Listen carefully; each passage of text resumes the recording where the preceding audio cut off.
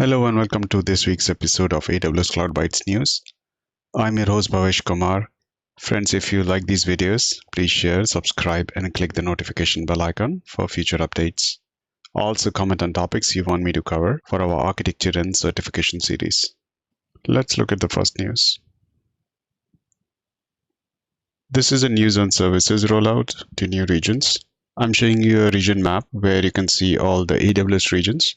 There are rollout of RDS proxy that is available in 8 new regions. It is available in Cape Town, Africa, Asia Pacific, Hong Kong and Osaka, EU, Milano, Paris, Stockholm, Middle East, Bahrain, South America, Sao Paulo. The second news is coming from Snowcone. Snowcone is available in both hard disk drive, HDD, and SSD, solid state drive, in AWS Europe, London region. AWS resource groups and tag editors are now available in Asia Pacific, Jakarta region. AWS resource groups enable you to model, manage, and automate tasks on large number of AWS resources by using tags to logically group your resources. The tag editor allows you to add tags, edit tags, or delete tags on multiple AWS resources.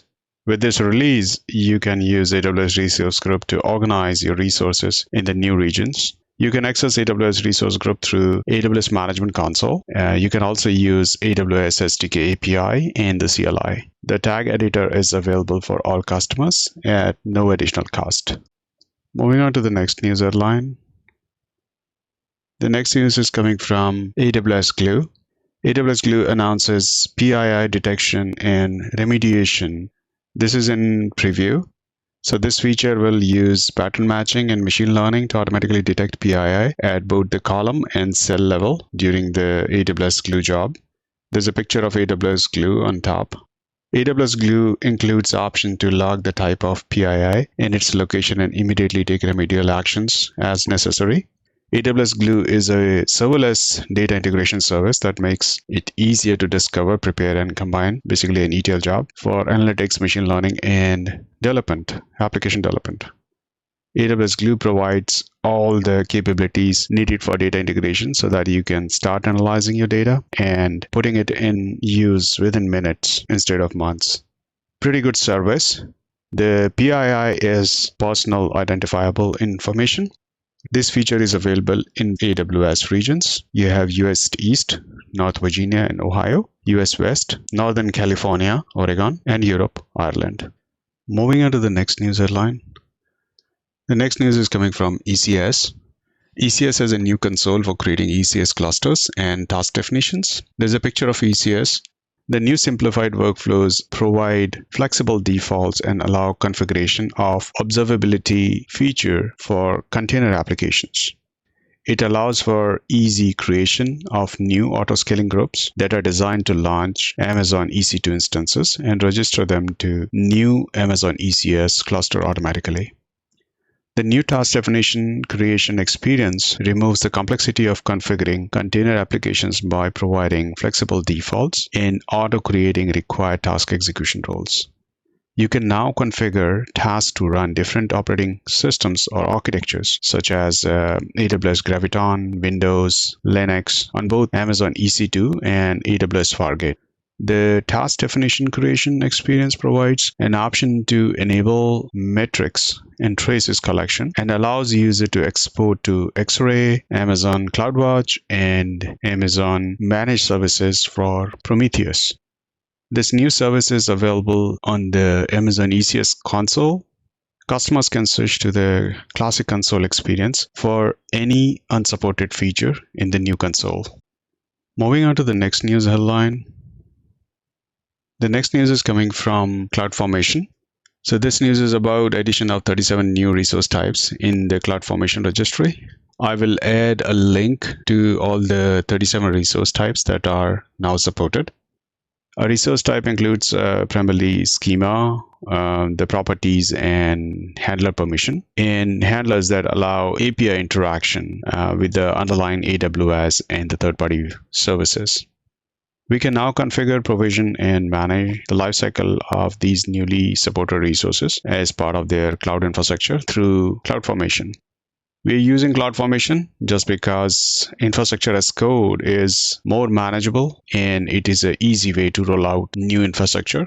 Not only that, you have other benefits of using infrastructure as code, like you have versioning, you can have an audit trail behind what kind of infrastructure was created while also keeping an eye on the stack that was rolled out. So you can have stack sets. So multiple stacks can be rolled out using infrastructure as code using CloudFormation templates. And other template providers such as serverless under the hood are going to generate CloudFormation templates only, which is going to be deployed when you SLS deploy on AWS. It's kind of an abstraction for cloud-specific deployment. So if you're using serverless for Azure, it will develop a script that can be understood by Azure platform. Similarly, for AWS, it generates a CloudFormation template. So it's good to see that we are having more and more services, more and more resource types primarily acceptable in the CloudFormation template. CloudFormation now supports over 170 AWS services with around 830 resource types, along with 40 plus third-party resource types. Moving on to the next news headline.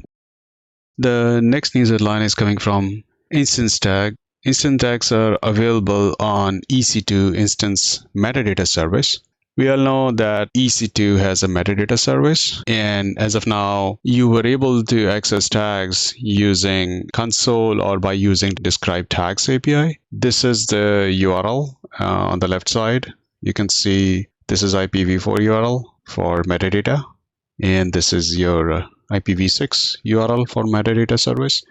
And this is an example of tag where owner is the key and DB admin is the value. So what you can do is your local process now can just call the metadata service to get the information, get all the tag information that is available on that particular instance, and also enabling tag on instance metadata at the time of launch. When you publish an instance, it will automatically be available by your metadata at launch. Any tag changes after the launch is kind of eventually propagated to your instance. So you should be able to get that metadata information updated on any running service right now. Tags on EC2 Instance Metadata Service is now available in all commercial regions. This is the end of the episode. Thank you for watching. If you like the video, please like, subscribe, and press the notification bell icon for future updates. This is your host, Bhavesh Kumar, signing off. Thank you.